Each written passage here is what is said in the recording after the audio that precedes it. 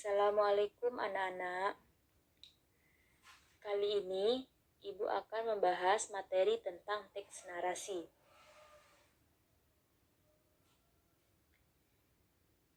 Pengertian teks narasi adalah narasi itu sendiri adalah sebuah cerita atau kejadian peristiwa.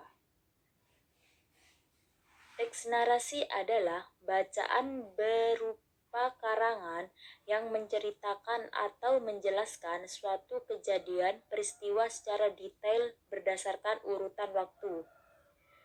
Di sini teks narasi pengertian dari keseluruhan teks narasi adalah inti dari teks narasi adalah merupakan karangan yang akan menceritakan atau menjelaskan suatu peristiwa. Yang selanjutnya, jenis-jenis teks narasi. Jenis-jenis teks narasi di sini ada 3. Yang pertama, narasi ekspositoris. Nah, narasi ekspositoris adalah jenis teks narasi yang dibuat secara informatif dan jelas sehingga pembaca dapat memahami dan mengerti teks narasi yang dibuat secara jelas. Contoh dari narasi ekspositoris ini biasanya menceritakan tentang kehidupan seorang dari awal hingga kematiannya. Contohnya seperti biografi tokoh. Itu termasuk adalah narasi ekspositoris. Yang kedua, narasi astistik. Narasi astistik adalah jenis teks narasi yang mengisahkan suatu karangan atau bacaan yang bersifat imajinatif atau cerita fiksi. Cerita fiksi, contoh dari narasi artistik adalah seperti menceritakan tentang cerpen, novel, cerita rakyat, dan yang lain. Itu yang termasuk dari narasi artistik yang merupakan dan yang bertujuan untuk menghibur kepada para pembacanya dan juga memberikan pengaruh positif dan menambah pengalaman yang menarik bagi pembacanya. Yang ketiga, narasi sugestif. Narasi sugestif adalah memberikan bacaan atau sebuah cerita dengan tujuan tertentu. Contoh dari narasi sugestif adalah pembaca dibuat seolah-olah melihat atau mengetahui maksud dari bacaan yang diberikan. Berarti narasi sugestif ini kita harus menceritakan dan menceritakan suatu kejadian yang sugestif dan seseorang yang mendengar atau yang membaca akan melihat atau membayangkan seolah-olah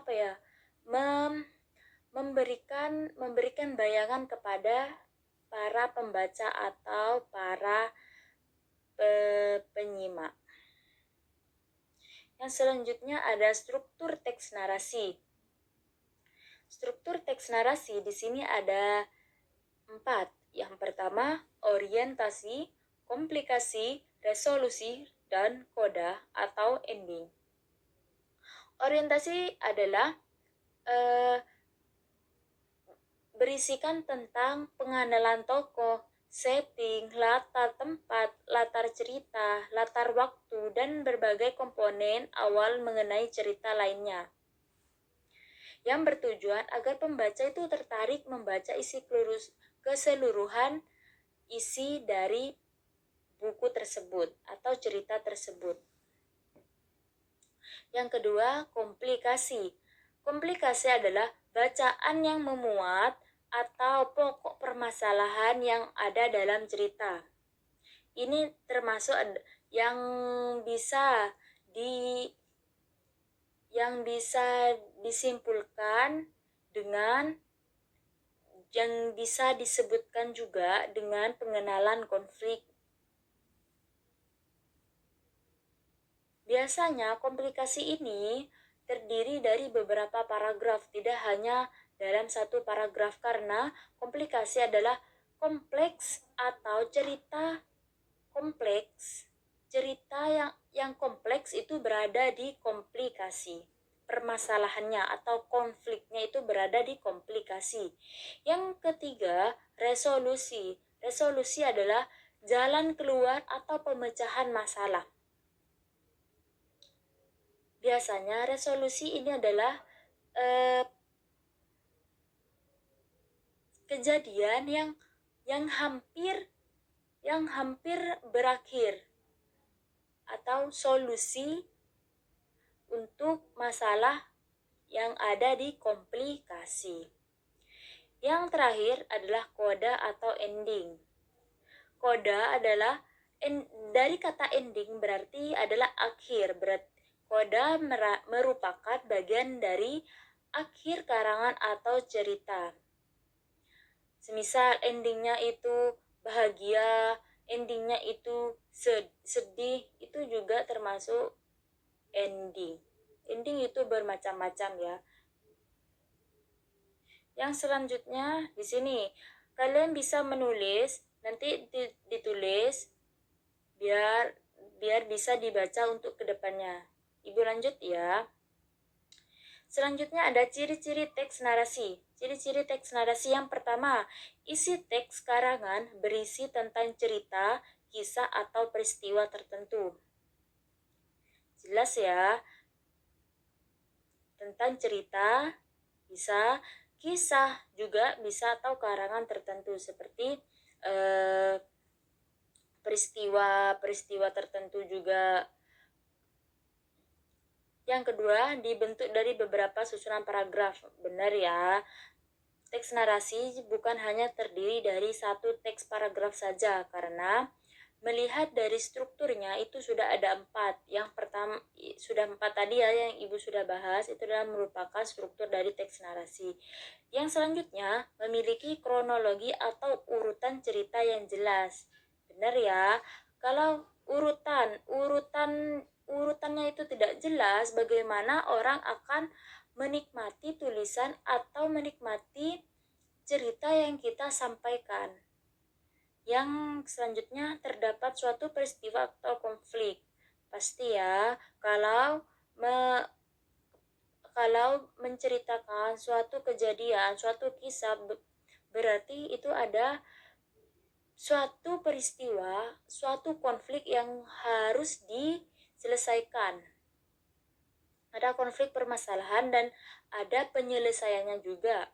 Yang kelima, memiliki unsur-unsur pembentukan seperti tema, latar, setting, dan karakter masing-masing tokoh. Yang selanjutnya, ini ya Ibu ada contoh teks narasi. Kalian bisa lihat di sini juga ada orientasi, itu Ibu memberikan contoh dan juga sekaligus memberikan memperhatikan struktur dari teks narasi. Kalian bisa melihatnya ya, kalian bisa membacanya.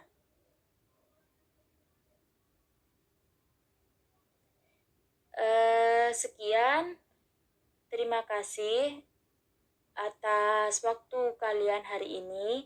Jaga kesehatan kalian, semoga pandemi segera berakhir dan kita bisa segera tatap muka. Terima kasih, Ibu akhiri. Wassalamualaikum warahmatullahi wabarakatuh.